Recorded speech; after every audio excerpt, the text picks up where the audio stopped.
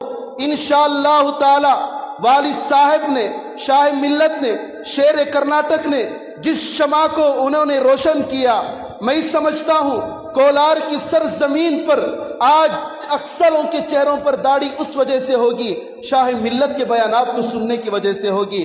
میں سمجھتا ہوں کولار کی سرزمین پر جتنے بھی بدعات کا خاتمہ ہوا، میں سمجھتا ہوں شاہ ملت کے بیانات کی وجہ سے ہوئے ہوں گے۔ جس شمع کو حضرت نے روشن کیا، والد محترم نے روشن کیا، انشاءاللہ قیامت کی صبح تک اس شمع کو ہم بجھنے نہیں دیں گے۔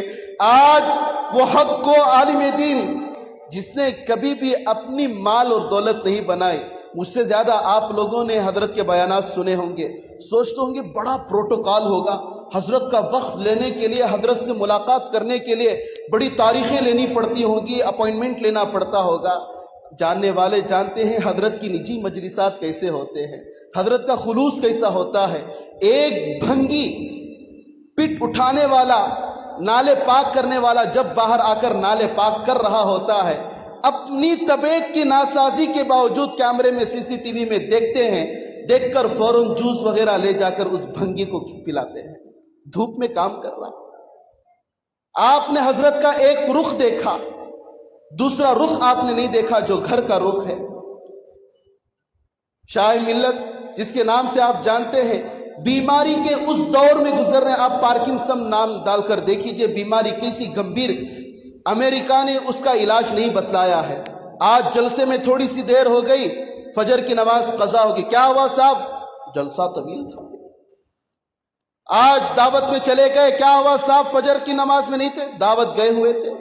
حضرت اقدس شاہ ملت والد محترم سفر کی حالت میں ہو یا بیماری کے ابھی کی حالت میں ہو، 3 ساڑھے 3 بجے تہجد کی نماز ادا کرنے کے لیے کھڑے ہو جاتے مصلی پر۔ تقویٰ تھا، روحانیت تھی، باتیں یوں ہی نہیں نکلتی ہیں، اندر روح میں تقویٰ ہو تو ان کی باتوں کے اندر اللہ تبارک و تعالیٰ تاثیر کو پیدا کرتے تھے۔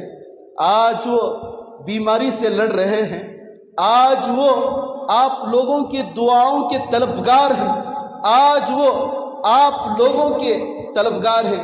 دعا کریں اللہ تبارک و تعالی حضرت کو صحت کاملہ عاجلہ مستمرہ نصیب فرمائے۔